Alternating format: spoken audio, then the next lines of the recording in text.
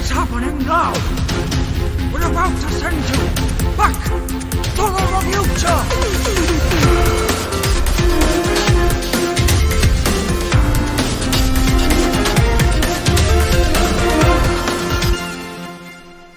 Hello and welcome to another episode of Back to the Refuture, the show in which we take a classic film that one of us or both of us might not have seen and we take a look at it now. I'm Amber Inch. And I'm Drew Bridger.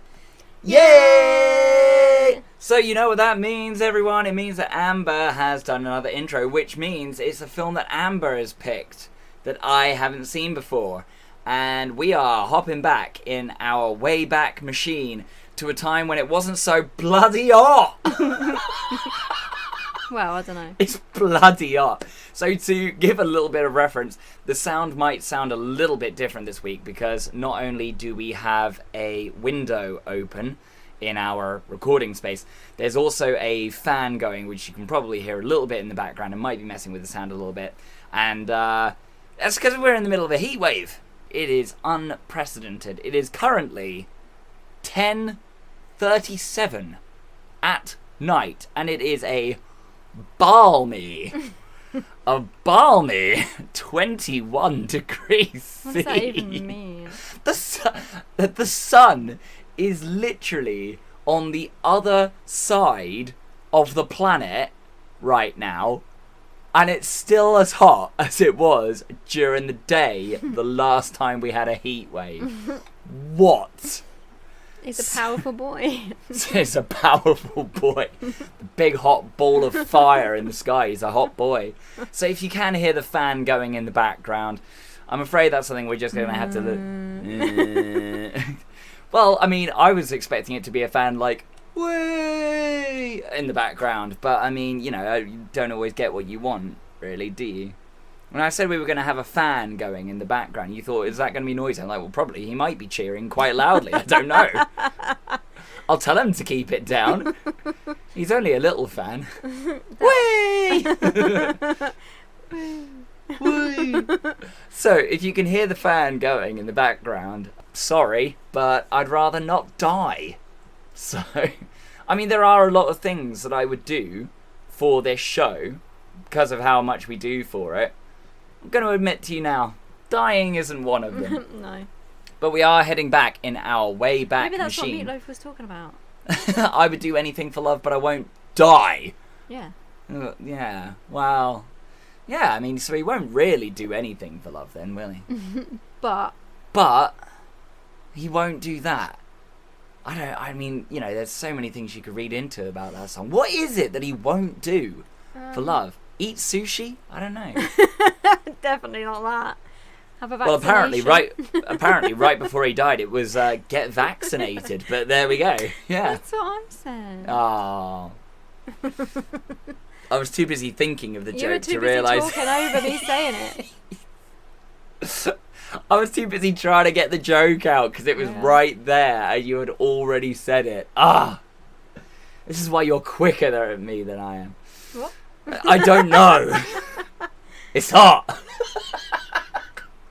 It's hot. That's why I'm quicker at meat than you are. That's why I was That's why trying you're to, quicker at meat than I I was am. trying to say you're quicker than meatloaf. No, I was trying to say this is why you're quicker than me than I am at getting the joke out. But we are heading back in our Wayback Machine to the year 1989, to the year 2000, Oh no, 3000. to take a look at Parenthood, which is a film that you suggested to me eons ago. Yeah, it was ages ago. That you wanted to do. Yeah, because I always tell you about good films that we should watch, and then you always go, let's watch this rubbish one instead. Well, I mean, last time we were going to do this, we were going to do it, and then you said, oh no, you got to pay for it on Prime. Don't bother with that one. Let's do something else. And I think we did something like, I don't know, Police Academy or something. I don't know. Which ended up being obviously not as good. So we finally got around to watching Parenthood. Yeah, it's different than what I thought it was going to be. What did you think it was going to be? Well, we'll get to that in a second. Oh. I first of all want to ask you what first put this on your radar as a film that you wanted to do for the podcast? Because I asked you if you'd seen it or not, and you said no, and that's what we do on the show. I mean, right, that's the premise. But what was the meaning? The meaning was that you hadn't seen the film before. Okay, yeah, but that. My mum and dad were watching it one time, and I was Yeah. like, I don't know, I was in school, so I was a teenager, and so it was on in the house, and they were watching it. And I didn't see it from the beginning that time. I saw it kind of like halfway through. But it just made me laugh. And the kids just cracked me up. The little kid. And so, yeah, I just thought it was a good film. And then there was another time. Like, Sky went through a phase of like having some films, and then they would play them over and over again, and then stop playing them for ages. And then they'd get other ones, and they'd play them over and over again. So I think it was like that. So they were watching it when it was going through its cycle of on Sky Movies quite a lot. So then... What we refer to here on this podcast as ITV2 syndrome. Yeah. Where ITV2 will get just... Hot Fuzz. Oh. What's the one that they've been doing? There's one that they've been Shrek. doing recently. Yeah, it's all the Shrek films that they've been doing recently. There's Rango. something else. Rango. Yeah, they were playing Rango pretty much at the same time every week for about... Every Sunday. It was every Sunday at exactly the same time. And I think it was for like 4 weeks straight. It was crazy. Something crazy like that. But yeah, ITV2 will get films and they will just play them. Yeah, so it's like that. Till they have made all of their syndication money back from it. Yeah. So I ended up watching it from the start like another time. But right. Yeah. I just thought it was funny. It's just kind of, I don't know. It's difficult to explain, isn't it? Because it's kind of slice of life, but also things do happen. Yeah. So it's not quite. No, I get that. It's like slice of life films. They do kind of just follow like Napoleon Dynamite would be the thing I yeah. would say. It's like nothing really happens. It's just like, oh, we're just watching him go to the prom. Yeah, it's like a day in the life or a week in the life. Yeah. And this is so much more So this is like a than long that. span in time. Yeah. But it is kind of... It's almost like a long summer, isn't it? Yeah, it's like this 4 one. months. Yeah. Until you get to the end. Yeah. So I kind of get that. And Steve Martin is really good in this film, I don't actually really like him though. That's why Do you it's not? like, yeah. So it's kind of surprising. Oh yeah, that we've I watched established this on like episode 3. Oh yeah, we watched, didn't we? Planes, Trains, and Automobiles. Yeah, and we established that you weren't a big Steve Martin fan in way back in episode 3, and you know we're at episode over 43 now if you take into consideration all of the specials that we've done. Yeah. So we're well over that.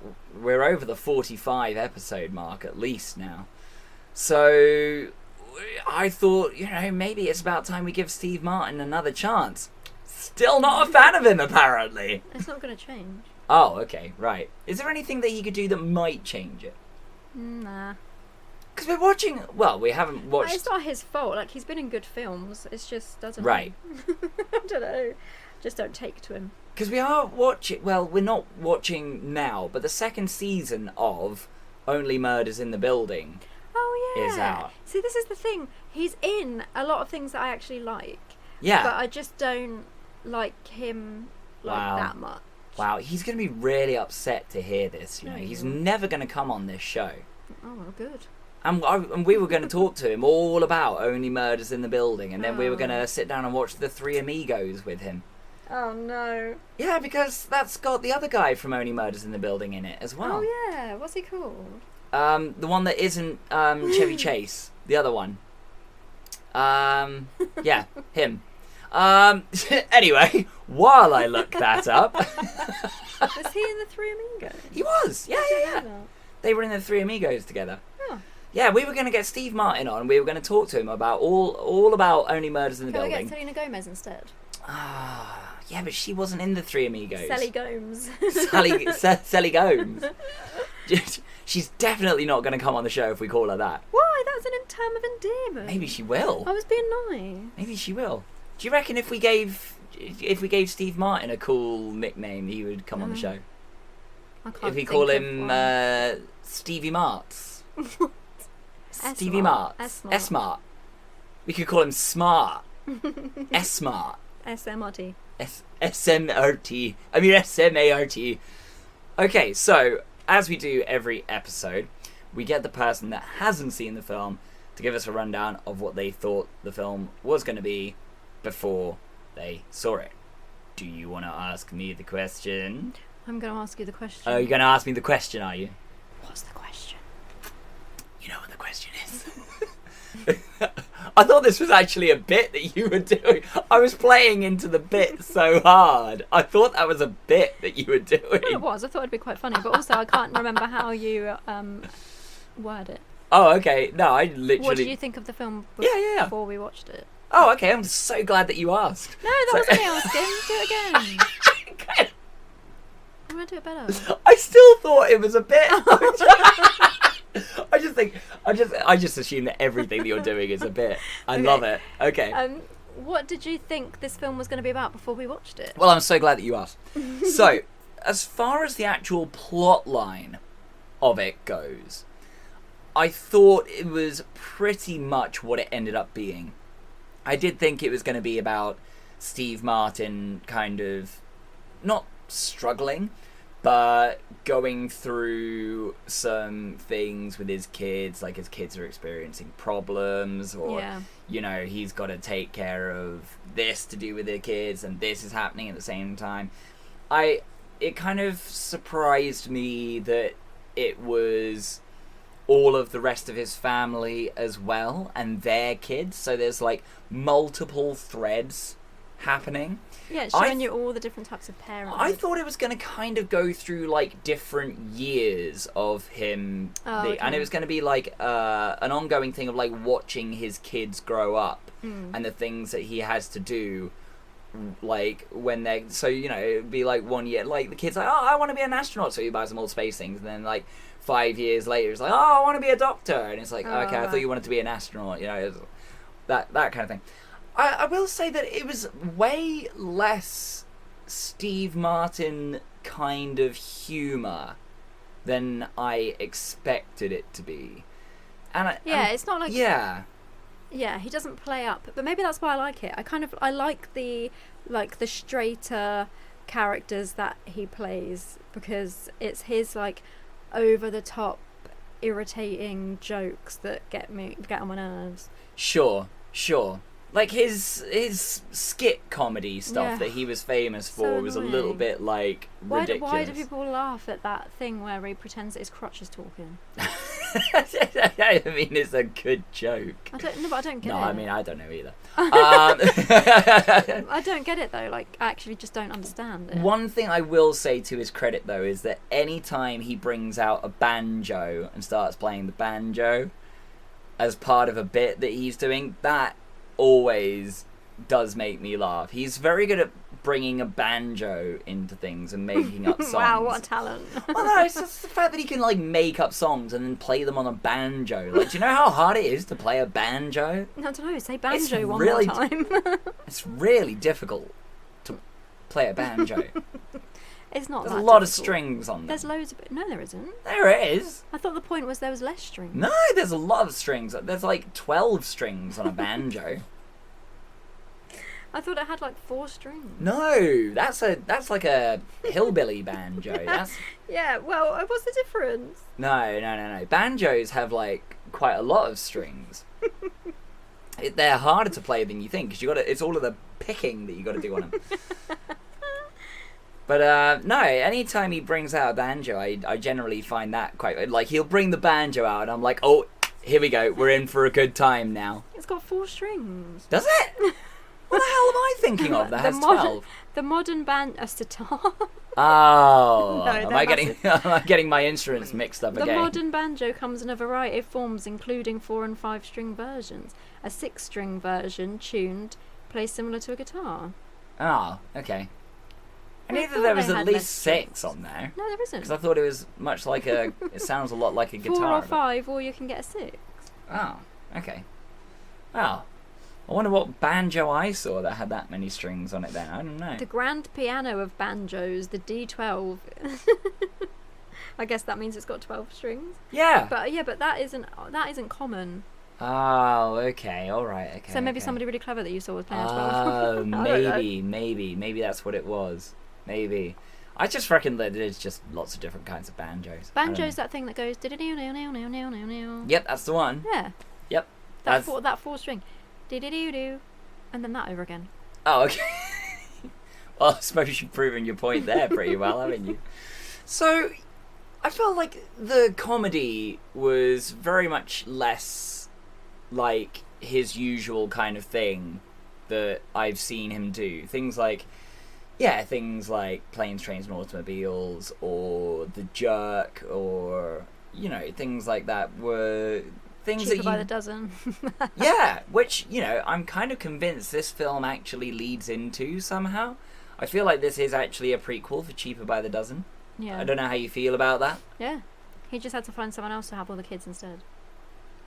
I mean, that makes sense. And one of them's got to be Hilary Duff. Yeah. He eventually gives birth to Hilary... Well, not him. He eventually has a daughter who turns out to be Hilary Duff, which is crazy because she's also Lizzie McGuire. Where did we ever land on the Lizzie McGuire podcast? Or am I bringing this back up again at the wrong time now? I forgot about it. Oh, dear. I wish we were doing that now. We're going to have to workshop the Lizzie McGuire podcast. I think people would actually listen to that.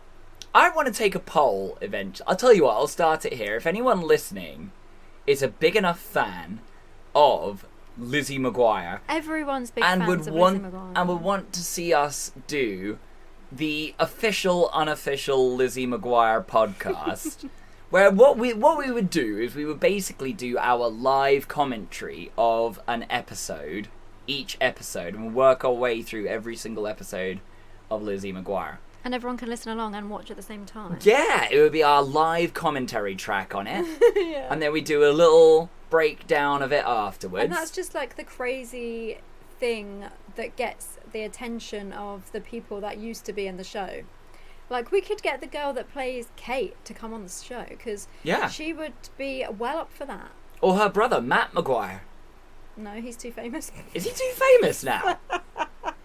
Oh, man. Well, he's yeah, I don't know. What's he famous for, though? I mean...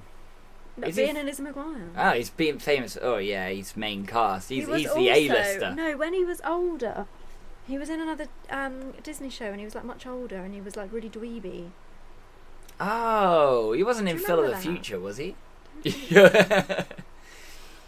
was like he was really tall but really skinny, but he had like his hair like proper like slicked back, like so doofy. That tracks. That tracks to that kid. I could tell that kid was going to grow up to be super lanky. Lanky, yeah. Yeah. Oh no, did he didn't grow up to be the Shermanator in American Pie, did he? Because he looks a lot like him. No. Oh, okay. All right. So, yeah, I felt like it was a little bit more humbling kind of humour that you had in this film. I felt like it was a little bit more down to earth. Yeah, it's a bit more normal. Yeah, which I actually quite liked. And the other thing that surprised me, not only were the amount of names attributed to this film, like Keanu Reeves, yes, for instance, didn't expect to see him crop up in this I'm film. sure that I told you all of these people were in the film. You may well have done. I'll be honest with you. I probably forgot almost a second after you told me. And that's no slight against you. That just shows the extent of my object permanence and my retention for information. Yeah.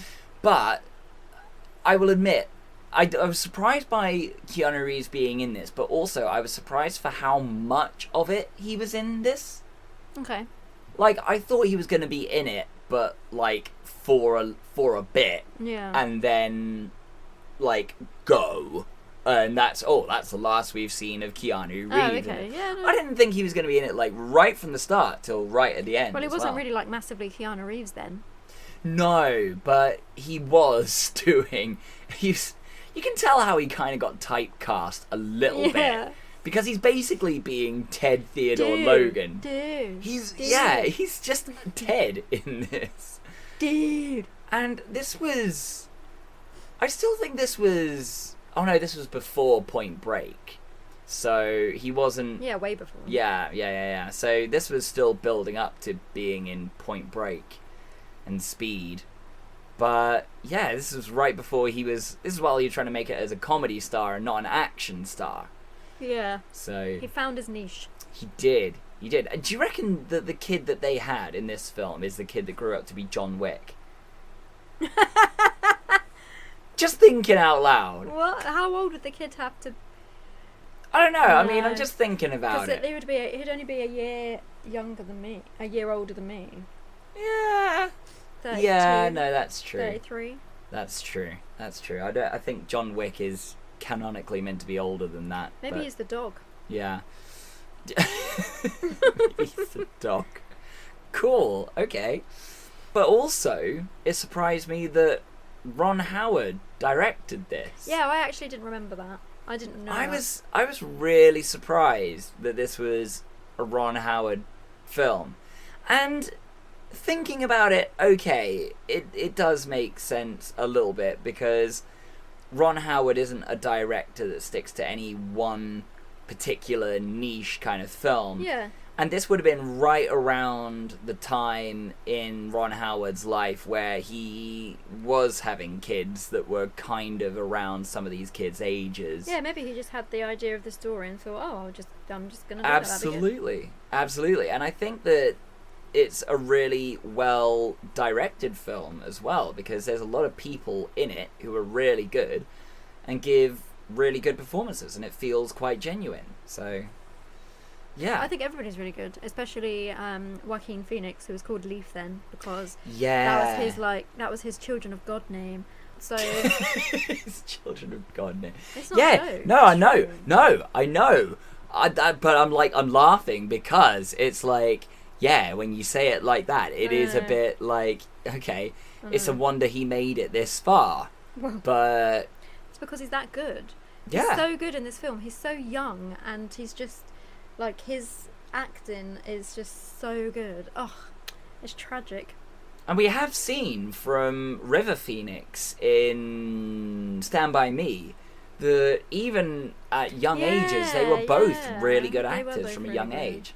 And yeah, Joaquin Phoenix in this, because you said at one point that there was a really difficult scene for a kid to do.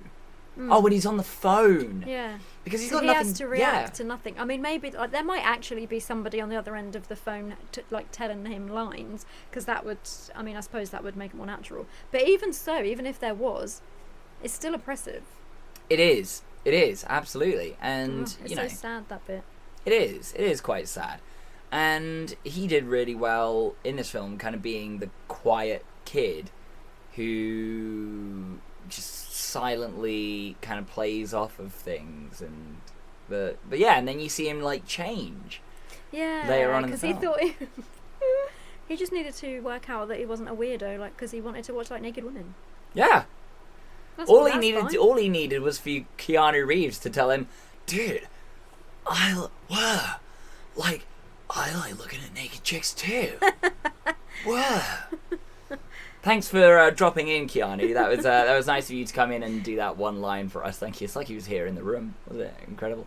Do you have some Matt McGuire trivia for us there? Did you find out what else he was in? He was in Corey in the House. Oh, It's a party every day, baby. Party every day, baby. Where's our Corey in the House? Honestly, why can't they put that onto? Corey in the House? Why isn't that a thing? No, I was looking up Parenthood trivia. Is the trivia worth the time? The answer is no. It's all really rubbish. Oh, is it? Okay, well, give me a little bit of trivia. This is how bad it is. All right. One specific highlight. Okay. In this film, Steve Martin plays the father of several children. Yes. Okay. As he did in Cheaper by the Dozen as well. I know, but that's not a surprise. All right. In reality, Steve Martin did not become a parent until he was 67 years old. 67? Good Imagine God. having a 3-year-old at 70. Wait, how old is he now? I mean, that's the thing. So how long? Wait, if he only had a kid when, this is blowing my mind. So if he only had a kid when he was 67, that was 10 years ago. So he's 10 now years ago. He's 77 now. Jeez. With a 10-year-old. Whoa. He does look good though. I mean, yeah, and it was already but... grey all over, so, like, you know, you wake up, you learn... Well, no, my mum's dad Right. found out that she was pregnant with me. Right. Moi. Went to bed, obviously stressed. Woke up the next morning, grey hair. What, everywhere? In a lot of places, like, almost all of it, yeah. That's brilliant. Yeah. I love it. Went to bed, a regular looking dude, was so stressed, woke up the next day, grey hair everywhere. Damn. Yeah. Wow, so your mum caused him a bit of stress. Yeah, but then I turned out to be the greatest gift on planet Earth, so he wasn't stressed anymore. Hey, ain't no one doubting and that. it reversed. No, it didn't. So it does beg the question then, if he had a kid, well, he didn't have the kid, but, you know, it's his first kid. This is quite exciting, actually. Okay. This was the first movie filmed at Universal Studios Florida before it opened. What? We're going there! Whoa! Whoa! We're going there! Whoa! Whoa! I wonder where it was filmed then. I don't know. I mean, they must obviously have Maybe a just backlot the houses, somewhere. like the inside of the houses or something. Maybe, but they must obviously have a backlot there. Yeah, because they used to somewhere or use it, something. and now they just don't anymore. No. I didn't think they ever used it for actual filming. I thought they just used it for like the ride that was there. But I think it's like Fast and Furious or something. Yeah, I mean, Universal Studios in Florida didn't open until early 90s. I think it was 1990. Yeah, 1990. Yeah. And this was filmed in 1989, so they only filmed it like the year before. So, yeah, they must have literally just used it right before they put stuff in there for the theme park. But, I don't know. Yeah, I don't know. Because there were only really a few things there when it first opened. Because they didn't open Islands of Adventure until about 5-6 years later, I think. I don't really know, but yeah, it wasn't there at the start. No. And I think they only opened with a few things like E.T. and Confrontation and... They had the Alfred Hitchcock Psycho House there. They did. Yeah, I think they also had the Earthquake Experience. I don't know. As well. I think that was something that they opened. The Ghostbusters. Jaws. The Yeah, Jaws Jaws ride was there when they opened, I think. I'm pretty sure. We're turning into a theme park podcast now as well. So if you want to hear that from us as well. We're what? We're turning into a theme park podcast I can't as do well. that. No. But if you do want to see us do a theme park podcast, or even do the official, unofficial Lizzie McGuire podcast, then do interact with us, with the show, using the hashtag BTTRpod, and either say Lizzie McGuire yes or Lizzie McGuire no. And we'll total those Lizzie up. McGuire. Oh no. So there's another bit of trivia that I think you've just found as well, I thought there was, judging but by I'm not your sure. reaction. I want to fact check. Okay. Well, I mean, I will give a thumbs up to the Steve Martin being a dad. That gets a thumbs up. That gets a little applause. Oh, Does really? make me wonder who his wife is in that case and how old she is. Oh, I've got she no idea. maybe, I'm hazarding a guess, must be significantly younger than him. But I mean, you know, it's just weird that he's a dad at that age. Wow, all the Rolling Stones kept turning out to be dads. Well, yeah, there is that as well. But that's because they're, like, pickled by Jim Beam. So, Yeah. but people are getting older at having children nowadays because they want to get their own lives in order first. yeah, there is that.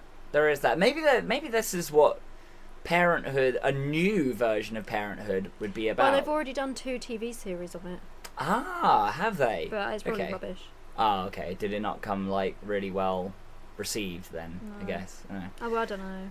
Well, so maybe that would be, like, a newer version of Parenthood is, you know, people having kids when they're older after 50. they've lived their life and the struggles that they have being I was older thinking parents. like 35, not like 80. Right, yeah. I mean, I'm that age now, and I still don't think I should be a parent, but that's... Jeff Goldblum turned the roll down. Did he? See, I don't know that this would be better with Jeff Goldblum as... No, I don't think that would work. I think that Jeff Goldblum is a great actor, and I think he can do a lot of stuff really well, but I don't think that a comedy like this is something that would be up his... Which is probably why he turned the role down. He probably went, that's not in my wheelhouse. Yeah, maybe.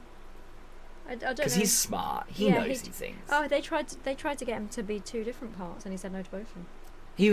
They probably tried to get him to be his kid brother that has the gambling addiction. Yeah, probably. Who's it? What's he called? Larry? Yeah, that's him then, yeah. Larry! Yeah. So, it was probably him. Which, I mean, that would make sense. I can see him doing that. Yeah, I still don't know about that for him, though. I don't know. It's a bit, yeah. I don't think this is the right film for him. I'm glad he turned it down.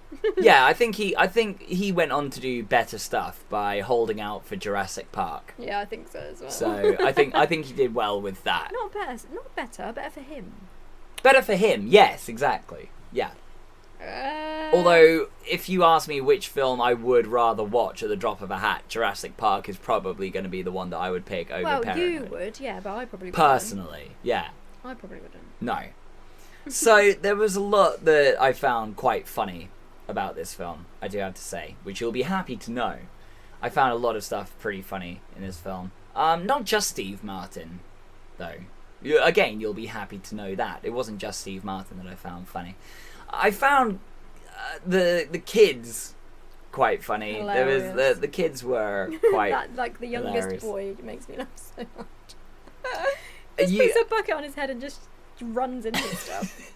See, and that was the thing that I knew when you said, "Oh, it's this little kid that makes me laugh so much in this film." Right at the start, I was like, "This kid's gonna do some real stupid stuff." I can tell. I was like, this kid's going to be a bit of a dinlo, isn't he? Like he batters his head on the wall, and then he stops still for a second, and then just puts his hand on the wall to steady himself. And it's like he's so young, and it's just so funny. That seemed pretty genuine, though. I have to say. Maybe.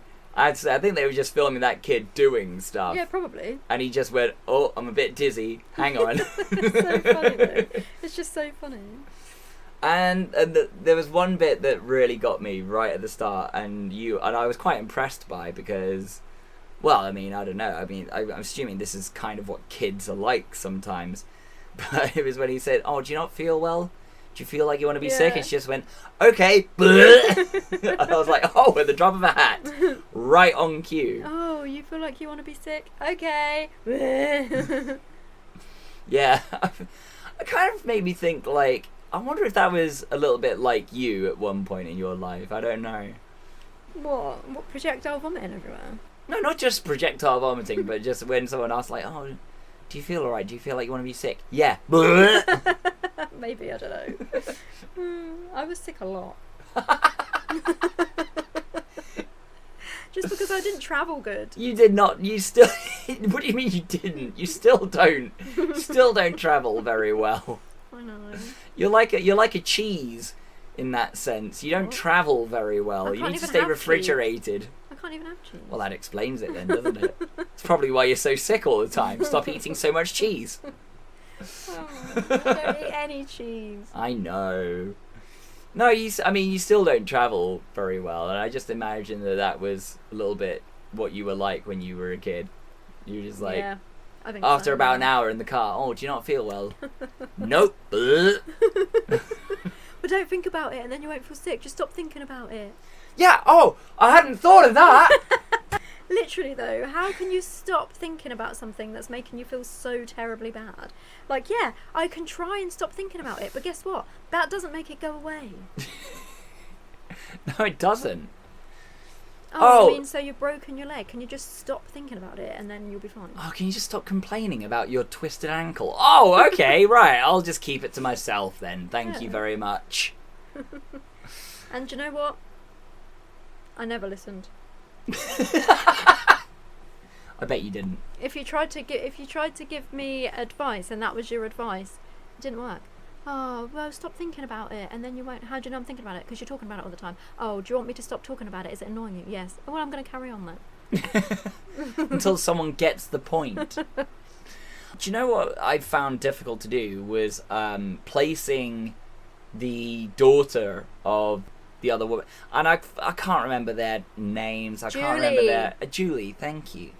I found it hard to place her because I knew I'd seen her in something before, and I'm like, what the hell have I seen her in before? And luckily, we were watching this on a streaming service that I won't name because we're not endorsed by them and we are not endorsing them, and we don't want to put any more money than is absolutely necessary because they're really rubbish into the owner's pockets because he's already rich enough. However, we were watching it on the streaming service, the only streaming service available that has the X-ray feature that when you pause it, brings up the names of the actors that are in the scene that you're watching and what else they've been in, which is a really... good idea. And if I was to implore every other streaming service out there in the world, whether you're a Disney Plus or whether you're the Peacock streaming service from CNN, CBS, whatever channel it was, the Peacock on demand. NBC, probably. NBC, that's the one, thank you. Whether you're either of those, you know, or someone in between, for the love of God, get a feature that is like this one, because there is nothing more irritating than when you are watching a film and going, I know this person from something else, but I don't want to have to get my phone out to look it up and miss part of the film or pause the film in order to look it up. When all I have to do is pause the film that I'm watching and you just tell me. Yeah, it's a good idea. It is a great idea. Do you think they own IMDb? I don't think they own IMDb. I do think that function is powered by IMDb. I think, that's why I wondered if they had like a thing going together or something. Yeah. Because I think they're in cahoots because I think the user scores the star ratings on IMDb comes from the user ratings from the streaming service and users that have profiles on IMDb as well. So I think it's a mixture of the two. Because when I'm in the cinema, I obviously don't get my phone out. No. But I'm watching because you're one of the good ones. Yeah, I'm watching a film, and I do have to stop myself sometimes from going, I know that, but just look up. Oh yeah, I can't. Yeah. I can't look up, and then you have to remember, and then you can't remember. You got to wait for the credits at the end of the film, and you're there hanging on to it the whole film. Called. Going, who was this person? Who was this person? Who was this person? Yeah, and I can't enjoy the film now because I'm trying to think of where this person was from. Yeah, and then it gets to the credits and you go, oh yeah, it's that person. Oh, great. I can watch the rest of the film. Oh, no. It's over. Got to go out to the lobby, buy another ticket for the next showing, come back in again. And it's really annoying when it's Elvis and it's a 2-hour, 40-minute film. Yeah, because I seriously knew where I'd seen this guy Elvis before and I just couldn't remember, so I just had to wait until the end. Didn't tell me. Rubbish. Yeah, I know. I kept going on about him the whole film. I know. Who was this guy? Who was this guy, Elvis? I swear I've seen him in something before, but I don't know. Couldn't have been that big a deal. My dreams. I love it. Of course, if you did have to go and see the Elvis film again immediately afterwards, you would have absolutely zero problem with that. You'd have that on a 24-hour loop if you could. I actually would. Spoiler alert, you'd still cry every time. It's only been two times. It wasn't my fault. The person next to me set me off. That wasn't my fault that time. I know. No control. Sorry. Yeah. That's what I said. The person next to me started me off because he started crying. It's like, no, I don't mean you. It was me as well, though, a little bit. I will hold my hands up and go, yes, it was me. Just inject it into my veins. Give me good vibes all day long. Just inject Elvis straight into me. We interrupt this show to bring you a brief word from our sponsors. Amber, I would like to tell you about Greenbird gift baskets. Cool. Cool, you're interested? Interested. Excellent, I'm glad you said that, because Greenbird Gift Baskets is a small local business based in Southampton offering gourmet gift baskets beautifully hand-wrapped in biodegradable cellophane. They use products from small local businesses wherever they can and are perfect gifts for weddings, birthdays, baby showers, or simply as a thank you. We are passionate about supporting small local businesses who offer delicious products and share our values on sustainability. There is a selection of baskets available online, Greenbird gift baskets at square.site, and all baskets are totally customisable for dietary needs and tastes. Greenbird gift baskets offer sweet, savoury and mixed baskets as well as picnic boxes, and prices start from just £25 for a gift basket. Amber, they can even add wine or fizz for an extra special touch. Collection is available from Southampton, or they can deliver to surrounding areas. So visit Greenbird gift baskets at square.site and check them out on Facebook and Instagram at Greenbird gift baskets. Oh, and make sure to tell them that Back to the Revuture sent you, yeah? And now we return to your regularly scheduled programming. So what were some of your favourite parts of this film? I really liked when he sang Suspicious I'm still talking about the Elvis No, I film. was joking. That was just a joke. Great. No, Suspicious Minds was my favourite part as well. What a coincidence. That actually wasn't my favourite part. I don't know. I don't know. There are so many bits. I like the whole bit at the end. Just makes me laugh when the kid runs on stage, and he's like, "Get off my sister!" And he's like cracking like the other, headbutting that guy, headbutting into the other stomach kids and stuff. Is really funny. He's ruining the show. He's ruining the play. She's like tripping over herself to get it out, like someone was interrupting her. He's ruining the. No, you stop it. No, I'm telling you. He's ruining the. She's so annoyed that she can't even finish her own sentence. Choking on her own rage, like So funny. interrupting herself. They could have gone up there and stopped them, though. They just stood there and did nothing. That was their children that they could have stopped. Yeah. Like, not stopped, but gone up and gotten at least. But anyway, yeah, they were having fun, I suppose. Just let them do it. Let the kids run wild. Too late now. Too late. I mean, they're on the stage at that point. It's already chaos. Chaos has already happened by the time they get on the stage. You know, the second that there's a single stage invasion, that's it. The chaos has happened. Anything Yeah, you after can't get that back is from just that, like, can you? there's It's no more coming back from memorable, it. though. Yeah, might as well roll with it. It's more memorable. More people Yeah. would have remembered that. See, this is the thing about films like this, or films akin to this, that are comedy films, but have that kind of relatable aspect to it as Yeah, well. the comedy comes from real life situations. It comes from that real you life go, situations. Oh yeah, that totally could happen, or oh, my kid done something ridiculous like that. You know, those sorts of things. And it's like there's lots of little moments of comedy Like when throughout he picks up the the film. vibrator instead of the torch. Yeah, right. Yeah, absolutely. That's an ear cleaner. Wow, it's really big. Some people have really big ears, okay? You literally say that and you're sat next to your grandma with the biggest Yeah. ears I've seen.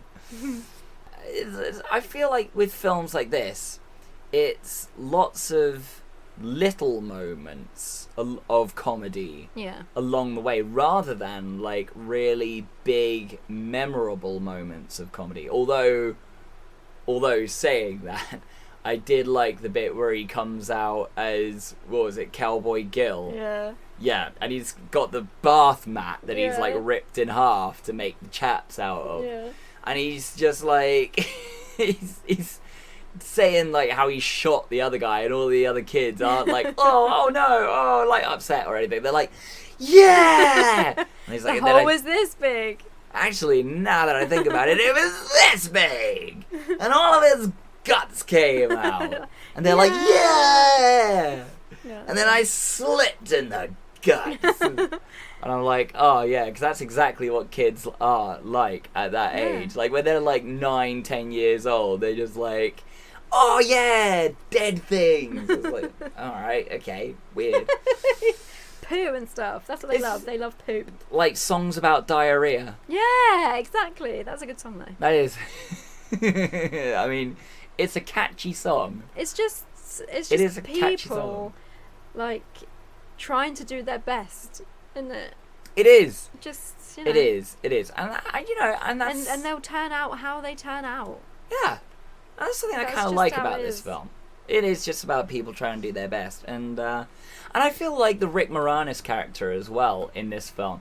I don't want to say that that's what I would end up being like as a dad, but I do feel like there are some people in the world who take parenting super loads of serial. people. Like, oh, gotta be super serial about. And she'll be the one that will turn out like crazy and rebellious as well, because they won't let her do anything. Mm. I think that's why the mum was trying to give her a bit of balance and like, don't play with that kid who's just like banging his head on stuff. He's just spinning in a circle. She's like, Why? why? Because it's fun. Doesn't look fun. Yeah, let me tell you, when you get to your parents' age, spinning around isn't a whole lot of fun actually, because you get inner ear problems from it. So I mean, And then you need that ear cleaner. the giant ear cleaner. I do feel like if I was to place myself as one of these parents, you know, I feel in my gut like I would probably end up being the one that's like, oh no, you got to teach them this, like at this age, because this is when they're gonna learn it. Like, you know, I would probably be the kind of person that starts trying to teach their kid Japanese or whatever when they're like 2. You can only teach them if you know how to teach it. You don't even know Japanese yourself. No, but I mean, this is what I'm saying. It would be like a learning curve for us both. Like, let's both learn Japanese together. Because they pick up, like, it is scientifically proven that they pick up languages super quick. Yeah, So you can have teach to them do like it before they're multiple 5 ones. or something. Yeah, absolutely. Absolutely. Get them while they're young. Teach them all these things while they're young. Play them Bach I mean, yeah, that is and true, Mozart but and you don't stuff. want to overdo it. No, You still I mean, want to let them be children. yeah, I know, but this is why it's got to be a balance. So you do like a little bit of the teaching of languages, and then you take them outside and like throw a frisbee for them or something. I don't know. Dogs. Well, I don't know how to train these kids. All right, I only know how to train dogs. Okay. We give them So- biscuits, then they're good, and then we chuck the frisbee for them outside. Hey, look, that's how they learn. Oh, I when- did something when did you right. Get your, when I did you get a get your biscuit. Jack Russell. No, it's not. It's a child. Oh, Jack Oh. Russell. It's my daughter. Mean. I give her, you know, she does a good trick. She gets a custard cream.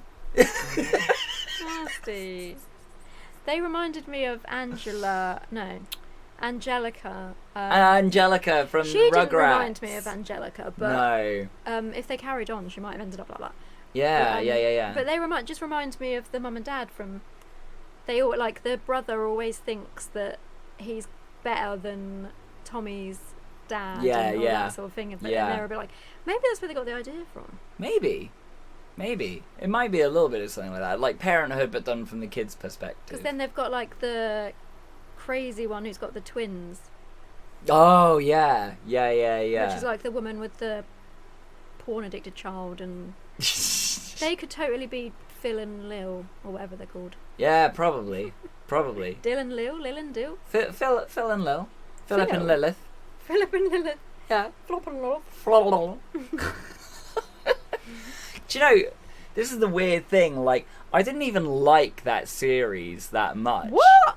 And my memory of it is still so clear. Are you joking? Well,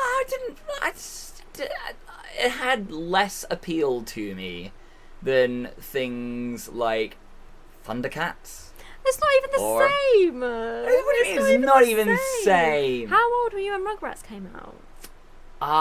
I want to say I was probably 7, 8, Oh, okay, yeah, 7, 8. I was like 5 or something then. Yeah. Yeah, love I was. Rugrats. No, see, that was the era for me of things like Power Rangers and, you know, Hey Arnold and Oh, yeah, I things like watched that. Hey Johnny Arnold, Bravo. Yeah, Johnny Bravo, obviously. Yeah, but I was a lot obviously Johnny older. Bravo. Obviously, and Obviously Dexter's Johnny Lab. Bravo. Dexter's Lab, yeah, obviously. I was all about Dexter's Lab. Powerpuff Girls. I was much more Cartoon Network than I was Nickelodeon. So Yeah, I know, but your Cartoon Network, like, when you're a bit older. Yeah, although saying that, I didn't actually have Sky in my family, so I say these things. What are you talking about then? Yeah, I don't know. Maybe they were on, like, ITV in the morning or something. That's what it was. Yeah. So you never watched Cartoon Network, okay? No, I didn't get Cartoon Network on Sky until I was, I want to say like 15. Woo! Yeah. Whew. We just had no need for it in Everyone's our got a family. need for it. Yeah. That's why now you're maladjusted on Rugrats. This is true. This is true. And while we're talking about Parenthood, Yeah. This plays into it a little bit, because I think the reason that we didn't get Sky was because my mum was already concerned about the amount of TV that I watched and absorbed, and the amount of, video cassettes that I would literally like wear out from having them on repeat or whatever. Right? So she was already concerned. And this was in the 90s. This was before we had screens in our pockets. Okay? Yeah. She was already concerned about my level of screen time that I was having. And that was just with 4 channels and a tape player. If we had like 200 channels and I would be flicking through them like constantly, that's Probably like, she only would just be started with like, about 80 channels in the 90s.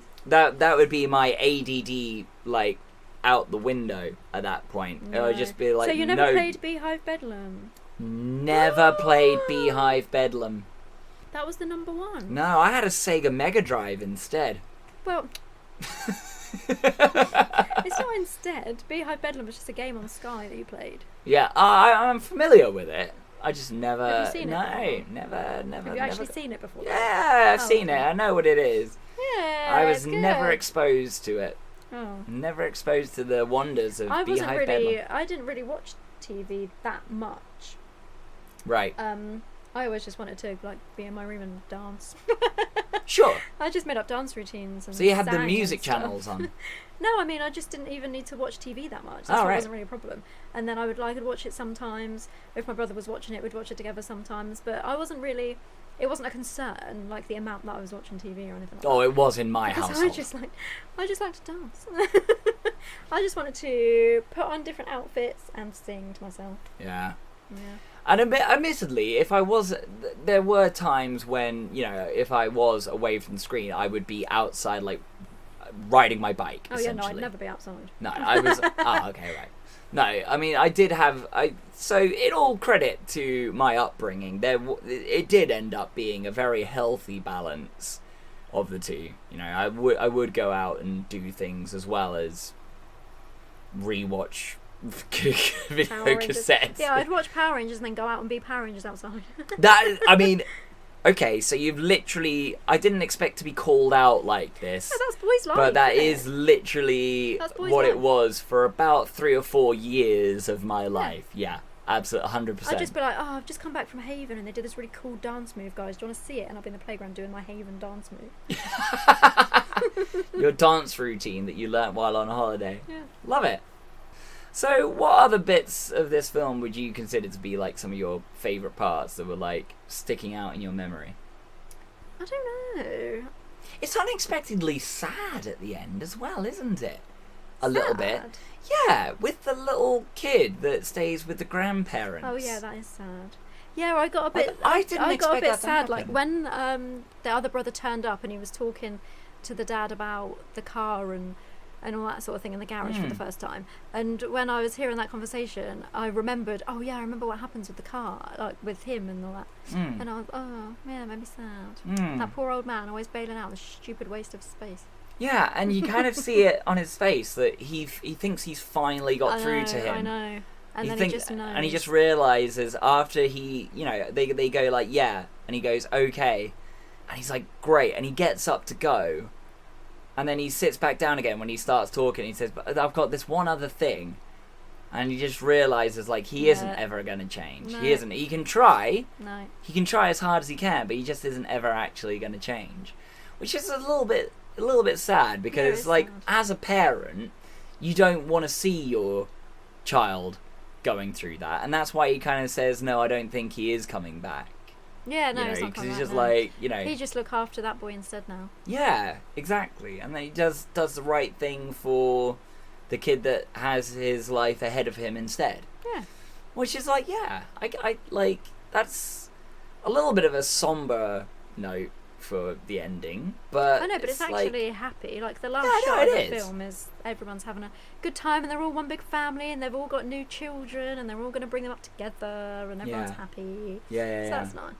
I mean, I know what your favourite bit of the film was towards the end, where the grandma has her moment of clarity and talking to them about roller coasters and merry-go-rounds and different, and he says, well, that was a lovely story. What a great story. That bit sticks in my head just like all the time. I've only seen this film a couple of times, and the last time I saw it was ages ago, and that still sticks in my mind of one of the things that I remember about the film, just that one line. And when she goes, go on, hurry up, it's time to get your grandma, I think she's still playing Nintendo.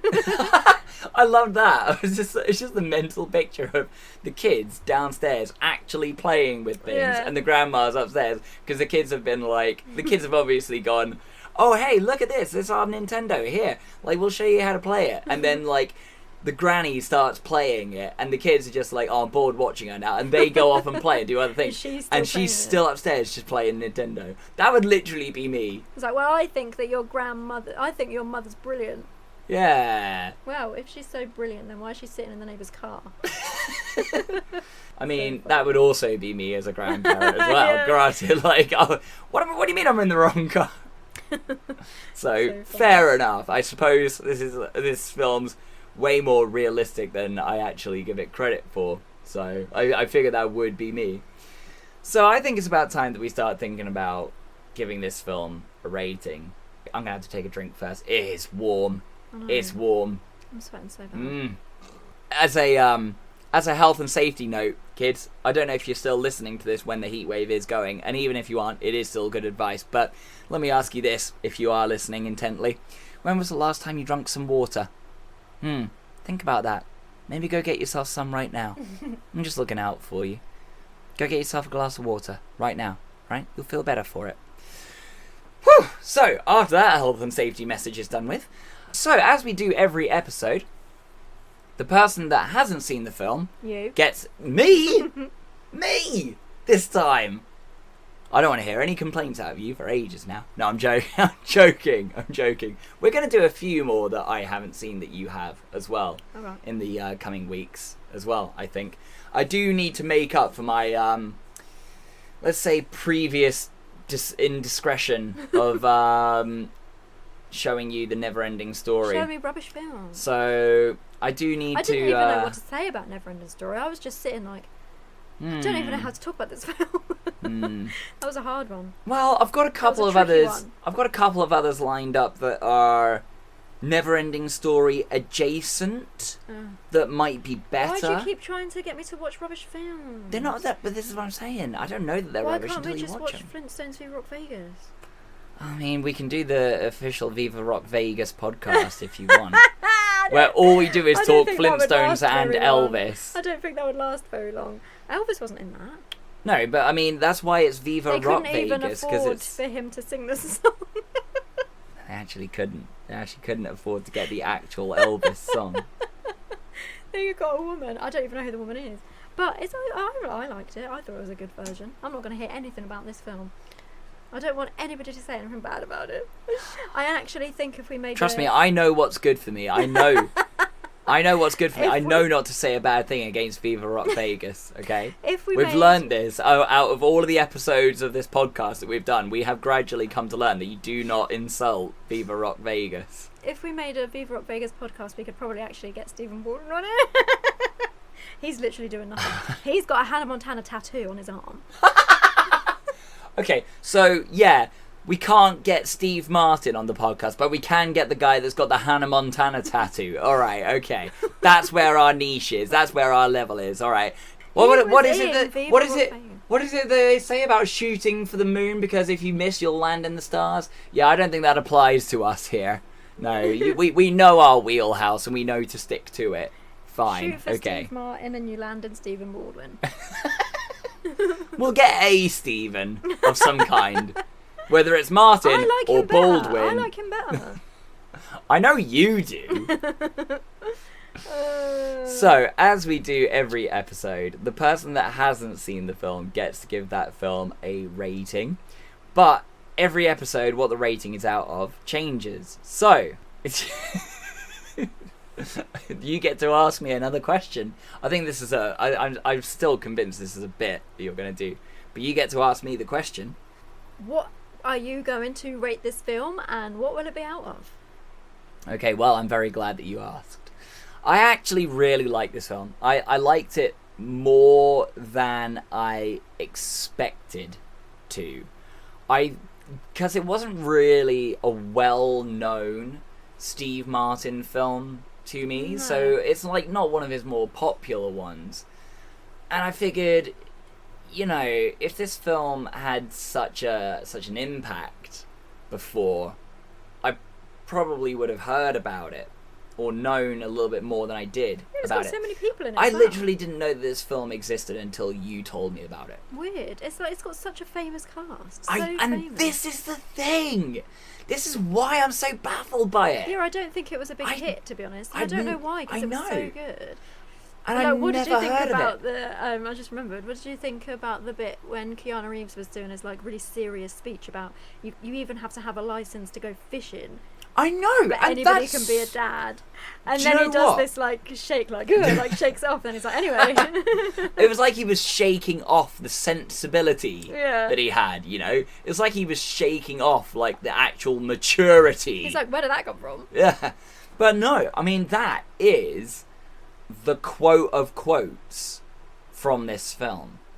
If you're going to take anything away from this film, it's that. Like, he has his what I call Silent Bob moment. Yeah. Because in every film that Kevin Smith makes, Silent Bob is silent throughout the film, but he'll come in with like one nugget of like golden knowledge towards the end, and then like drop that and then leave, and it's like that's the Silent Bob moment. And that was like his moment in this, like, saying, you know, you have to have a license to drive a car, you have to have a license to own a gun, you even have to have a license to go fishing, but they'll let any old person be a father. And I was like, damn, that's some real words of wisdom right there. That was a Jerry's last thought from Jerry Springer. That one. Yeah. Now it's time for my final thought. Jerry. He's still alive. I don't know. I genuinely don't know. I know that they did. Remember when they did the Jerry Springer musical? I was literally about to say, do you remember Jerry Springer the musical? That flopped so bad, didn't it? Oh. Do you remember when his bodyguard just decided to have his own show? Like, what was that all about? The Weird. bodyguard of Jerry Springer doesn't know anything about, like, Psycho. Like, he's got no idea. Nothing. And they just give him his own show because he was the bodyguard of Jerry Springer. Still, at least it didn't flop as hard as Spider-Man Turn Off the Dark, but, you know. That didn't technically even make it out of previews. Well, Jerry Springer barely did. So, yeah. So, what am I going to rate it? I think, because this film took me by surprise so much, and I'm still a little bit like, whoa, in a Keanu Reeves fashion. Whoa. Because I'm still a little bit like that over it, I think I am actually going to give it 4 stars. Oh, well done. 4. I'm going to give it 4. But, yeah, not 4 stars. What are you talking about? Sorry, I'm going to give it 4. I'm going to be out of... I think I'm going to give it 4 electric ear cleaners. I mean, that's a little bit of a daunting task having 4 of those. Yeah. Especially the size that it was. But, you know, there are some people. That might have a collection of them. But yeah, I'm going to give it 4 electric ear cleaners. Jerry Springer is still alive, by the way. Oh, that's good. That's good. We haven't lost him yet. No. That's good to know. Good to know that he's still out there helping people. Helping in, you know. He's 78, so anytime now he's probably going to be a dad if Steve Martin doesn't have a He's been speaking to Steve Martin too much. So does 4 please you? Is that kind of what you expected? I think 4 is quite fair. Yeah? Yeah. Cool. I think that's pretty fair. Because Yeah. it just makes me laugh. I mean, it's kind of bordering having a really 80s feel about it and having a really 90s feel it's like about stuck it. in the middle. It is very much kind of caught in between them. I think it's way too late to be a classic 80s movie, but it's too early to be a classic 90s movie. Maybe that's why it didn't do so well, because maybe people were just a bit confused about where it fit at the time, and you know. I think everyone at this point was so caught up in the action films of these kinds of years that they wanted to watch things that were from like a younger perspective. So they're all like teenage, coming of age type films in the 80s. Yeah. And this was from a different look, like viewpoint, and it just didn't kind of land as well. I don't know, but I like it. Yeah. And it's strange because I've liked it since I was young as well. So I was a teenager. So I wasn't even, probably not their demographic. And I didn't have children. But it just made me laugh. I just like the kids. It's just and this is the thing. I think the most interesting thing about this film is that the older you get when you watch it, the more relevance it has to you and your life, and like there are parts of it that become funny for different reasons. Yeah, I feel like anybody, like loads of different people can like it and watch it together, I think. Yeah. I just like it. Excellent. Well. Excellent. Wow. Thanks, Keanu, for dropping in that one more time. Thank you. We appreciate you being here. See, why are we trying to get Steve Martin on when we've got Keanu Reeves right here already? I don't know. Yeah, there's no reason. I don't know. So there you have it. Parenthood gets 4 electric ear cleaners from me. And if you've seen the film, you know exactly what that's a reference to. Spoiler alert, it's a vibrator. That's the joke. But what do you all listening out there think? Do you think that this is a film that everyone needs to see and it spans generations, and there's something that no matter what age you are, you will find something to like about this film? You can watch it with your parents, you can watch it with your kids, and there's something that you can relate about it with together. Or do you think that this is a film that really passed you by because of whenever it got released, that it just wasn't popular enough for you to see, or you're maybe hanging on to it until you have kids and it becomes relevant to you? Would you like to see us do the official, unofficial Lizzie McGuire podcast? And if so, you will need to get in contact with us. And you can do that through our social medias. I am at Drew Bridger. At Amberinch. And use the hashtag BTTRpod to let us know when we are being talked about on the internet and whether you are Lizzie McGuire yes or Lizzie McGuire no.